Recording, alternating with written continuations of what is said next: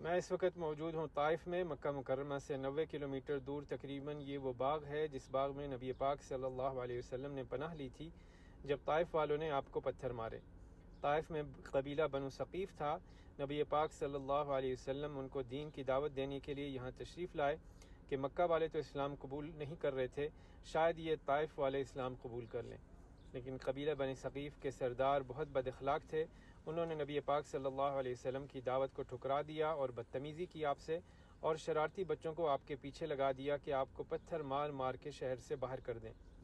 آپ کو اتنے پتھر مارے کہ آپ کے جسم اطہر سے خون جاری ہو گیا اور آپ کے جوتے مبارک خون کے جاری ہونے سے بھر گئے۔ آپ زخمی حالت میں اس باغ میں تشریف لائے۔ یہ باغ عتبہ اور شیبہ کا تھا جو نبی پاک صلی اللہ علیہ وسلم کے دشمن تھے لیکن قریشی تھے، رشتہ دار تھے۔ انہوں نے آپ کی یہ حالت دیکھی تو ان کا دل وقتی طور پر نرم ہو گیا۔ اپنے خادم عداس کو کچھ انگور دیے پلیٹ میں اور کہا اس شخص کو دے کر آؤ۔ عداس نے جب آپ کو انگور پیش کیے، آپ نے بسم اللہ پڑھ کر کھایا تو عداس حیران ہوا کہ آپ نے یہ کیا پڑھا، یہاں کے لوگ تو نہیں پڑھتے۔ آپ نے پوچھا تم کہاں سے ہو؟ کہنے لگا میں نینوا سے ہوں۔ آپ نے فرمایا میرے بھائی یونس بن متہ کے شہر سے ہو۔ وہ حیران ہو کر کہنے لگا وہ تو نبی تھے، آپ کیسے جانتے ہیں؟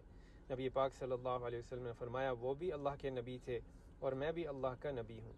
یہ سن کے عداس گھٹنوں کے بل بیٹھ گیا اور آپ کے ہاتھ کو بوسہ دیا اور اسلام قبول کر لیا اور صحابی بن گیا عداس رضی اللہ عنہ۔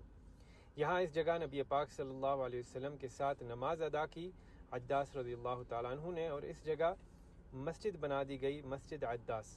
آپ اس جگہ کی زیارت کر سکتے ہیں۔ دن کے وقت مسجد ہر وقت کھلی ہوتی ہے لیکن باغ کبھی کبھی بند ہوتا ہے۔